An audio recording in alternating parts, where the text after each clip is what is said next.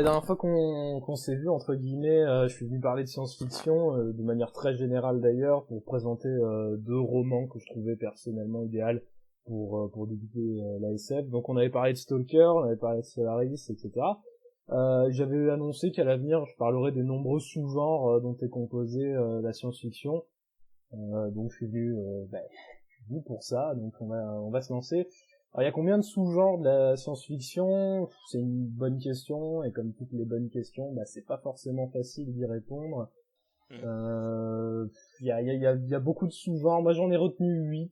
C'est une approche qui est assez classique. 8? Ah ouais. Si vous allez chercher sur internet, si vous tapez sous-genre de SF, il y a de fortes chances que vous tombiez sur cette même liste. Voilà, je vous le dis, c'est clairement ça. Donc j'y ai mis dans cette liste l'anticipation. Alors l'anticipation par essence, on verra dans une prochaine chronique, parce que je vais pas vous parler de ça aujourd'hui, mais on verra que c'est un petit peu inhérent à tout de la SF, quasiment. J'y ai mis la dystopie. J'y ai mis également un thème qui peut s'exprimer en 2 fois, puisque c'est 2 côtés d'une même pièce, on va dire. C'est l'apocalyptique et le post-apocalyptique. Ah, ouais. Alors ça, je vous en parlerai avec beaucoup de passion, parce que c'est un des thèmes que je préfère de la science-fiction, mais c'est pas pour aujourd'hui. J'y ai mis la hard science, bien sûr, le space opéra, grand classique, on en reparlera bien sûr, l'Uchronie également, le steampunk et le cyberpunk. Alors j'ai découvert, je sais pas si vous étiez au courant, j'ai découvert en faisant mes recherches qu'il y a un autre thème avec punk dedans. Oui, c'est le dieselpunk. C'est le dieselpunk. Ah oui. Est-ce que t'as joué à BioShock? BioShock, non. Ah c'est pour ça que tu connais pas le dieselpunk. Je connais assez bien, voilà. Et je trouve ça génial, rien que le nom. C'est ouf, hein, le dieselpunk, c'est... ouais, t'as tout, mais t'as même plein de sous-genres... la description que j'en ai lue, en fait, et ce dont je me doutais pas forcément, c'est que Fallout, par exemple, l'univers de Fallout, tombe en plein dedans. Tombe vraiment en plein dedans, et qu'on retrouve certaines des thématiques principales. Bon, on en reparlera. C'est des extensions du steampunk, en fait, quoi. Ouais, exactement. C'est ça qui est assez chouette. Il y a plein de versions. Il y a la version avec électrique aussi qui existe avec le Tesla Punk, il me semble, un truc comme ça. C'est pour ça, en fait, tout ce qui se termine par punk. C'est un même genre, quoi, on peut le mettre dedans. C'est un genre, en fait, on pourrait. Je pense que si je vais m'y atteler un moment, mais je pense que je ferai une seule chronique sur tous les trucs de punk, en fait. Ouais. Il terminera par cyberpunk. Exactement. Cyberpunk, ça a quand même, il y a une des œuvres les plus emblématiques de la science-fiction qui en fait partie, c'est Blade Runner. Yes. Je peux absolument pas ne pas parler de cyberpunk, mais j'y reviendrai. Donc pour refaire la liste rapidement, anticipation, dystopie, apocalyptique, post-apocalyptique, hard science, space opéra, uchronie, steampunk et cyberpunk. Nice. Donc voilà, ça on m'a en l'air pas mal reparlera. tout ça, ouais.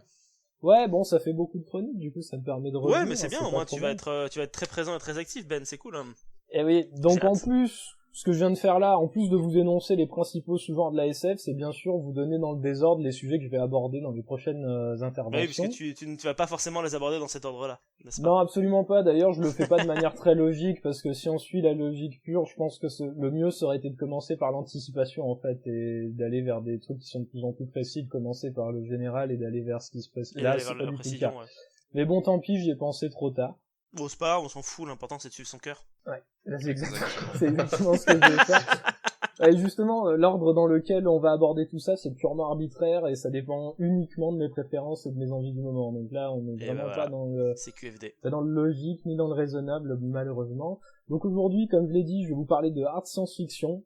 Alors, si l'évocation de hard science-fiction, si à l'évocation de ce nom, vous imaginez des bons gros pornos dans l'espace, impliquant des aliens et des robots. Non, mais c'est vrai. Vous allez être déçus, hein. Si vous pensez à ça, vous allez être déçus tout de suite. Ah, merde! Ouais, cela dit, pour ceux que ça intéresse, faut pas désespérer, hein. Si on se réfère à la loi, la fameuse règle 34, tout ce qui existe a son pendant pornographique. Donc si ça vous intéresse, les pornos avec des aliens et des robots, si ça vous intéresse, ça existe. Ça existe, hein. Donc vous pouvez vous renseigner maintenant avec ce que je vous ai dit. Vous trouverez de quoi faire votre bonheur. Bon, après, c'est pas le propos de cette chronique, hein, je vous rassure. Donc, trêve de plaisanterie, oui, parce que là, mes jeunes amis, on a bien rigolé, on s'est bien marré, on a bien déconné. Vous êtes sans doute en train de penser, oh, regardez, c'est Ben, il parle de porno de l'espace, oh, le con. Pointons-le du doigt et gossons-nous. Bah, stop, c'est fini tout ça. Tu te calmes tout de suite. Parce que là, on va passer aux choses sérieuses. Allez, c'est parti.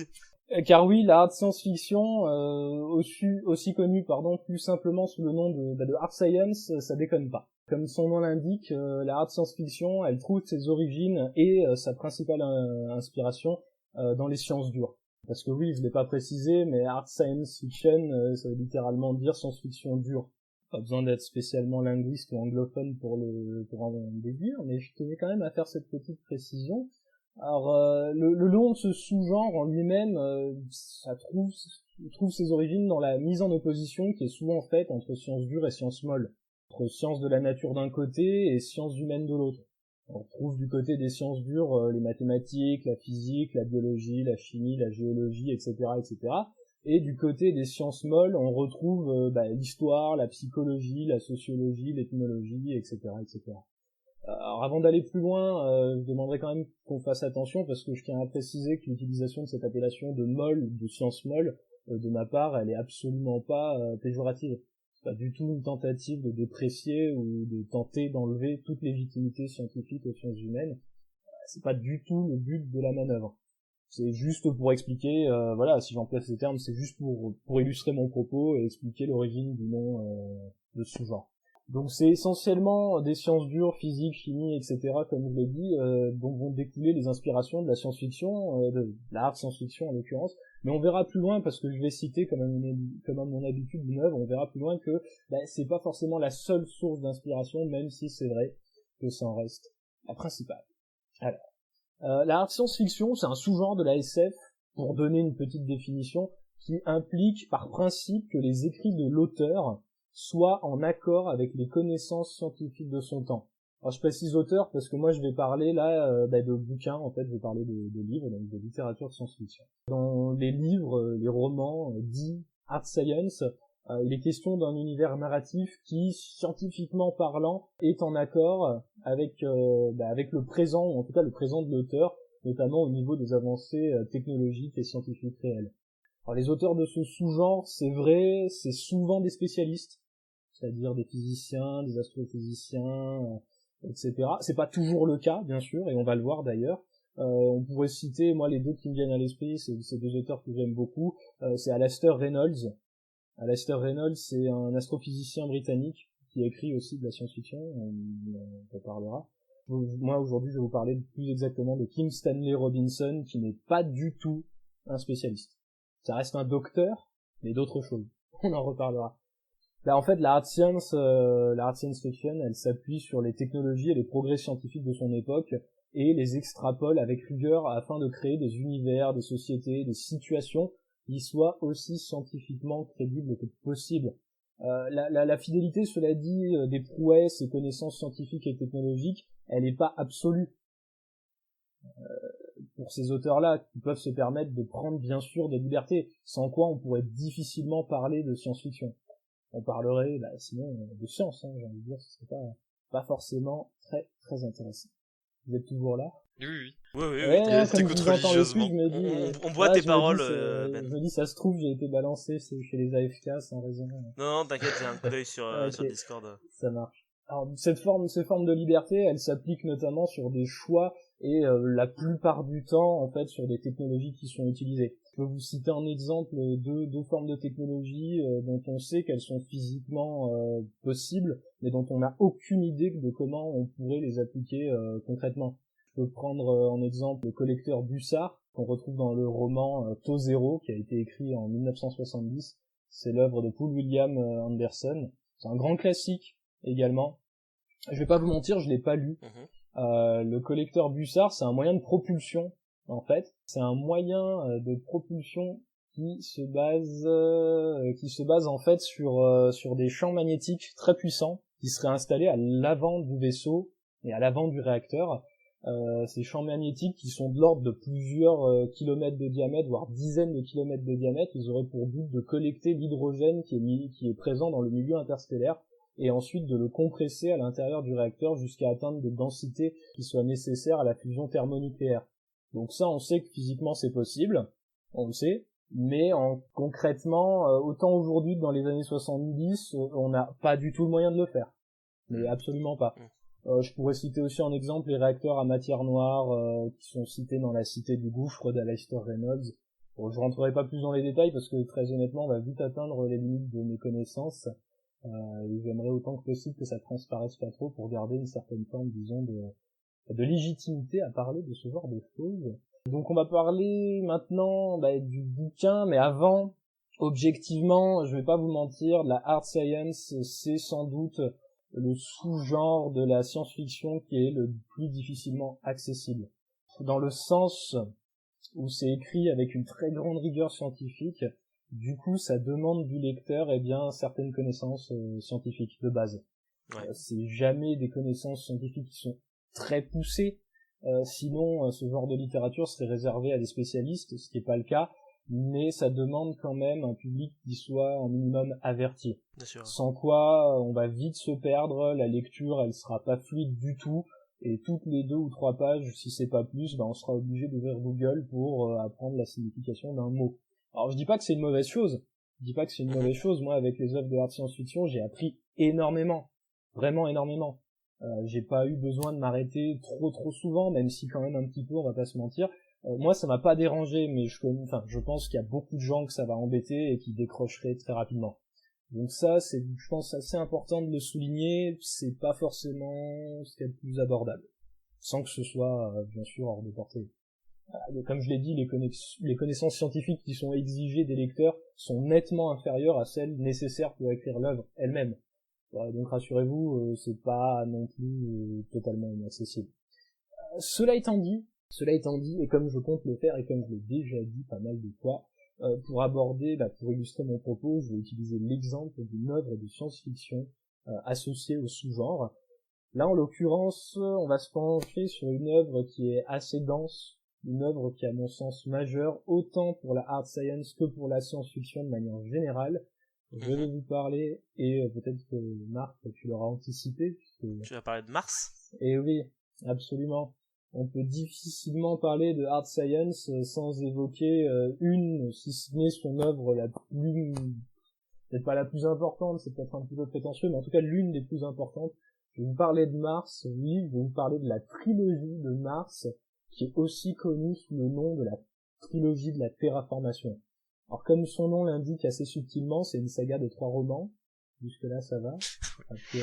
J'avais compris la trilogie, je crois. Ça va. Ouais, c'est vrai, bien. Très bien. Donc 3 romans. Ça va, pas perdu. Qui ont été écrits par Kim Stanley Robinson, qui est de nos jours considéré comme l'un des plus grands auteurs de science-fiction vivant de nos jours. Moi, je l'apprécie tout particulièrement, cet auteur, parce qu'il fait preuve d'une rigueur dans ses écrits, et notamment au niveau technique et scientifique, qui est absolument remarquable, qui est d'autant plus remarquable quand on voit son niveau de maîtrise, d'autant plus remarquable quand on sait que lui, à la base, n'est pas du tout un spécialiste de quasiment aucun des sujets qu'il aborde, et croyez-moi, ils sont très nombreux. Alors, je l'ai dit tout à l'heure, c'est un docteur, donc c'est quelqu'un qui a un très haut niveau d'éducation, mais il est plutôt docteur de langue anglaise. Il a soutenu notamment sa thèse dont le sujet principal, le sujet central en fait, étaient les romans de Philip K. Dick, que vous connaissez sans doute. Ouais. Non, pas du tout. Un des auteurs de science-fiction les plus connus. Qui a dit pas du tout? Non, moi je connais pas du tout. C'est pas pour te pointer du doigt ou me moquer en fait. Non. Là, absolument pas. Non, mais pas du tout. Par contre, Philip K. Dick, tu sais peut-être pas qui c'est, mais je suis quasiment sûr que tu as déjà vu une œuvre qui est de lui, qui a été adaptée au cinéma. Notamment, est-ce que tu as vu Blade Runner ou pas? Alors non, mais oui, je connais, d'accord, ok. Tu connais Blade Runner? Oui, bien sûr. Tout le monde. La Blade Runner, c'est l'adaptation d'une de ses nouvelles, d'ailleurs, ou peut-être un roman court. Je sais plus si c'est une nouvelle ou un roman assez court. Je crois que c'est un roman, il me semble. Ouais, il me semble que c'est un roman. Les moutons reptiles Non, les androïdes reptiles, le mouton électrique, oui. le vrai titre. Oui, c'est ça, les androïdes reptiles de mutants. Ah oui, d'accord, oui. titre extrêmement évocateur s'il en est. Voilà, c'est lui. Je sais pas comment il s'appelle. C'est intéressant, je pense, pour la suite, pour comprendre un petit peu le profil de Robinson. Il est intéressant de noter, je pense, qu'il a été orienté vers ce sujet de thèse grâce à un de ses professeurs. Et ce professeur, en l'occurrence, c'est Frederick Jameson, qui est un critique littéraire, philosophe et grand théoricien politique d'ascendance marxiste. Il est relativement rare pour des savants, disons, américains, puisque je l'ai pas précisé, mais ce sont des Américains, citoyens des États-Unis, qui considèrent Frederick Jameson, le professeur de Robinson, qui considérait Philip K. Dick comme le plus grand auteur américain vivant. Alors vivant à l'époque, bien sûr. Voilà, on parle des années 70. Il n'est plus tout à fait aujourd'hui. Je pense que ça pose bien les bases déjà du personnage de cet auteur, de Robinson, et du contexte qui a été celui de son éducation, en tout cas au niveau universitaire.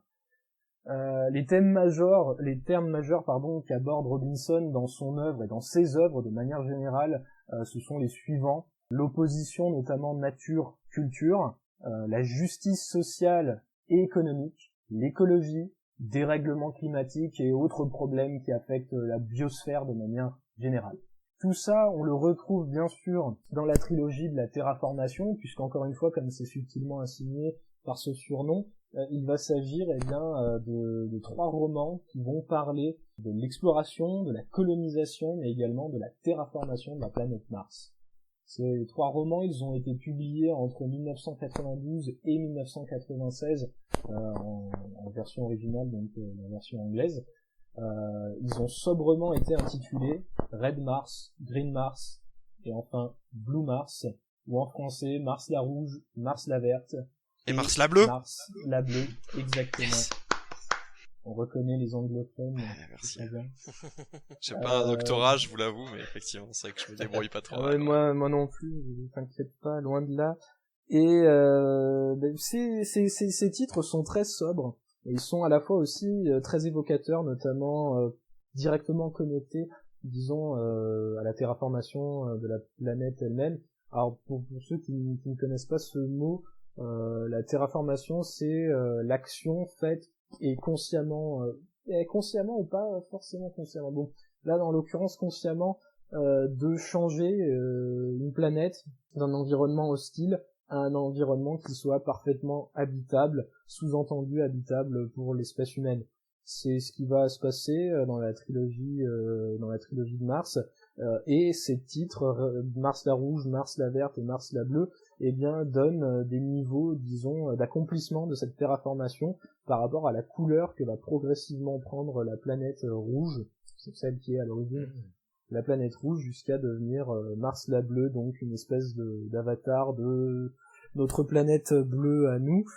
C'est une trilogie qui va se dérouler sur une période de temps qui est relativement longue. Je vais pas vous en dire beaucoup plus parce que j'ai vraiment pas envie de vous spoiler. En fait, j'ai vu pas mal de résumés sur internet qui se voulaient sans spoil, mais qui quand même spoilent un petit peu. C'est-à-dire que certes, c'est pas des gros spoils, mais moi honnêtement, c'est vraiment purement personnel, et peut-être que c'est un peu embêtant, mais moi par exemple, quand on me vend un film, j'aime bien qu'on m'en dise le moins possible. La plupart du temps, quand je vais au cinéma, c'est rare, maintenant moins qu'avant, mais souvent j'allais voir des films sans même regarder la bande-annonce. Alors pour plusieurs raisons, parce que déjà la bande-annonce, il y en a beaucoup qui spoilent, genre à balle, genre à mort. C'est vrai. Je vais vous parler là d'une expérience personnelle. Alors on n'aime pas le film. Moi personnellement j'ai adoré, mais quand je suis allé voir Interstellar au cinéma, tout ce que je savais sur le film, c'est qu'il avait réalisé. Oui. J'ai pas vu de bande-annonce. En même temps, il a même la bande-annonce spoilé rien du film, je crois. Écoute, je sais même, je veux bien te croire, mais moi je l'ai même Petite anecdote pas vu. d'ailleurs, je pense que j'en parlerai un jour. Même Hans Zimmer lui-même a composé la musique du film sans avoir vu le film. Parce que Nolan voulait pas qu'il y ait rien qui sorte du tout. Écoute, tant mieux, parce que pour le coup, moi ça a été une des plus grosses claques que je me suis pris au cinéma de ma vie. Ça a vraiment été une expérience assez folle et j'en savais rien du tout. Avec cette trilogie de la terraformation, c'était un peu pareil. On me l'avait conseillé à plusieurs reprises, notamment sur internet, quand je regarde, quand je sais pas trop quoi lire, je vais sur internet, je tape des mots et tout, et voilà, ce qui me branche, je vois les résultats. et puis je me lance. Et ce qui est arrivé avec la trilogie de la terraformation de Mars, mais très honnêtement, quand je me suis lancé dans le truc, à part savoir que ça allait parler de Mars et de sa colonisation et de sa terraformation, je savais rien d'autre. Et du coup, ma surprise, elle a été d'autant plus énorme de trouver une œuvre avec une telle profondeur, une telle variété de thèmes abordés. Mais en tout cas, ce que je peux vous dire sans vous spoiler, je pense, et je l'espère, c'est que l'auteur ici fait le lien, associe de manière, disons, inextricable les sciences dures, des sciences molles, les sciences de la nature, des sciences humaines. Il se base pas uniquement sur les sciences dures, mais aussi, comme je l'ai dit, sur les sciences humaines, et ça, c'est assez admirable. On peut difficilement en faire l'économie, j'en conviens, mais là, c'est fait avec une certaine virtuosité. On peut pas faire, disons, à la trilogie de Mars, le reproche qu'on fait assez souvent à la hard science, qui est de se concentrer plus sur les dimensions techniques, technologiques, scientifiques, plutôt que les dimensions humaines. Et ça, Robinson ne tombe pas du tout dans le piège, entre guillemets, puisqu'ici c'est pas le cas. Le développement, les évolutions sociales vont main dans la main avec le développement et les évolutions techniques et technologiques. C'est inextricable. Dans cet univers qui est décrit, on ne peut pas faire une sans affecter l'autre et vice versa. D'ailleurs, il y a beaucoup de passages très longs, mais très bien, qui se concentrent sur l'aspect que va prendre ces nouvelles sociétés qui vont émerger sur Mars. J'en dirai pas plus, parce que sinon ça va vous spoiler, mais sachez que Kim Stanley Robinson a quand même une écriture et des sujets qui sont engagés. C'est ce que j'aime aussi beaucoup sur cet auteur, c'est qu'il n'est pas neutre. Il est engagé, et une autre chose que j'aime beaucoup à son sujet, c'est qu'il a cette tendance à faire de ses héros des scientifiques. Et c'est le cas dans Mars la Rouge, Mars la Verte et Mars la Bleue. Les personnages principaux, les héros de cette saga, sont tous des scientifiques. Je n'en dirai pas plus, je vais m'arrêter là. Si vous avez des questions, écoutez, n'hésitez pas. Je pense que j'ai fait le tour du sujet. En tout cas, ça donne envie. Après, je sais ça fait très longtemps qu'on me l'a conseillé, Mars la Rouge, Mars la Verte, Mars la Bleue. J'ai jamais franchi le pas. Mais c'est un pas qui est difficile à franchir, parce qu'on parle quand même d'une œuvre qui est assez longue. Je les ai lus en Kindle, donc je sais pas le nombre de pages que ça fait. Ouais. Mais bon, on parle de 3 bouquins qui doivent bien faire 600 pages chacun, sans problème. Ouais, c'est s'attaquer vraiment à un gros morceau, mais aussi à un morceau culte, quoi. Donc il y a faudra que je le franchisse, un jour ce pas-là. C'est aussi un exemple type, mais vraiment type, de ce pourquoi la SF est utile, puisqu'elle permet de transposer en fait des situations dans des contextes qui sont certes un petit peu invraisemblables, ou en tout cas sans être totalement invraisemblables pour la terraformation de Mars. Elle permet de transposer en fait les problèmes de notre société actuelle dans une fiction, et dans un cadre qui peut paraître un petit peu désincarné, comme celui d'une autre planète, mais qui reflète au final beaucoup des soucis, beaucoup des challenges aussi qui sont les nôtres. Et tout ça, on le retrouve bien sûr dans la terraformation, dans la trilogie de la terraformation. Donc écoutez, moi je ne peux que vous conseiller cette œuvre, tout en sachant que c'est un gros pavé et que ça demande du temps. Dieu sait que nous avons du temps en ce moment, donc c'est peut-être l'occasion de s'y jeter, effectivement. Ouais. Enfin, en tout cas, si on a des librairies à disposition, ou alors des liseuses, mais oui, c'est clairement peut-être le moment de se jeter dans ce genre de gros ouvrages à lire, en fait, tout simplement. Oui, et puis j'ai l'impression que c'est assez culte aussi. Oui, c'est ça, ouais. Enfin, surtout dans la science-fiction. Moi, personnellement, j'ai pas lu. On peut aussi faire les gros flemmards et attendre qu'elle soit adaptée en film. Mais aussi, ou en série sur Netflix. C'est ça, en série sur Netflix. Mais bon, ça fait depuis 1960, donc ça aurait dû être fait depuis longtemps, je pense. Non, la trilogie de Mars, elle a été écrite entre 92 et 96. Ah, d'accord, pardon, tant pour moi. C'est un peu moins, c'est moins vieux. Ah oui, donc ça va pas tarder à arriver, du coup. Je sais qu'il y a eu des discussions pour l'adapter. Moi, je serais pas trop pour une adaptation, parce que ça risque d'être très compliqué. Ouais, parce que si la complexité vient du fait que les termes soient très précis, adapté pour du grand public, c'est peut-être pas forcément la bonne chose, quoi. Pas uniquement, certes, ça fait partie des problèmes, ça c'est sûr et certain, mais je pense que l'œuvre est un petit peu trop vaste. Et le problème, en fait, c'est que si on enlève certaines des problématiques, je pense que l'œuvre va perdre vraiment de sa puissance et de son impact. C'est le syndrome Game of Thrones. Ouais, je pense pas qu'on puisse enlever... je pense pas qu'on puisse se permettre d'enlever la problématique sociale, la problématique psychologique, parce que oui, comme je l'ai dit, Kim Stanley Robinson, bien sûr, il va vous parler de géologie, il va vous parler de biologie, il va vous parler de xénobiologie, de physique, d'astrophysique, de chimie, de tout ce que vous voulez, mais de psychologie, de médecine, de sociologie, d'organisation politique, sociale, enfin, il y a vraiment tout. Et je pense que vraiment, juste enlever un maillon de cette chaîne, ça ferait tout s'écrouler, je veux dire, Ouais. Je vois difficilement comment une œuvre pareille d'une telle envergure peut être bien adaptée. Adaptée, je doute pas qu'on puisse le faire, mais bien adaptée, mais il faut savoir bien adapter une œuvre. Et puis mettre en scène même des personnages qui sont des scientifiques dans une œuvre tout public. Moi j'ai pas lu, mais j'imagine que ça va être très compliqué aussi pour s'identifier aux personnages principaux, etc. Surtout que ces héros-là, du coup, pour beaucoup, correspondent pas forcément à des archétypes qu'on peut se faire et qu'on voit souvent de héros. Voilà, ce sera pas vraiment très vendeur. Après, ça a déjà été fait, des films où les scientifiques. Ah oui, non, j'en doute pas. Regarde Chérie, j'ai rétréci les gosses, par exemple. Le héros, c'est un scientifique. Je sentais qu'il allait y avoir un gag derrière. Non, mais si, c'est vrai, c'est vrai. J'aime bien ce film, c'est un de mes plaisirs coupables. Madeleine, non, c'est une Madeleine de Proust, en fait, de mon enfance. Un film que j'ai beaucoup vu, que j'aime beaucoup. J'y pensais plus, d'ailleurs, ça fait longtemps que je l'ai pas vu. Je pense que avec pour acteur principal quand même Mac Lesky, ouais, peut-être pas ce soir, mais je vais me le procurer. Nice. J'ai créé un monstre, je suis désolé. Non, tu as fait ressurgir un monstre en moi, c'est différent. Eh ben écoute, Ben, merci encore pour ta fabuleuse chronique sur la science dure. Je te propose j'espère qu'il y en aura d'autres à nouveau. Normalement, d'après le petit programme, il y en aura d'autres. Si ce que vous venez d'écouter vous a plu, eh bien n'hésitez pas en premier lieu à le partager, parce que le partage, c'est quelque chose qui fait du bien, à la fois aux gens qui vous entourent, mais surtout, je vais pas vous mentir, à nous.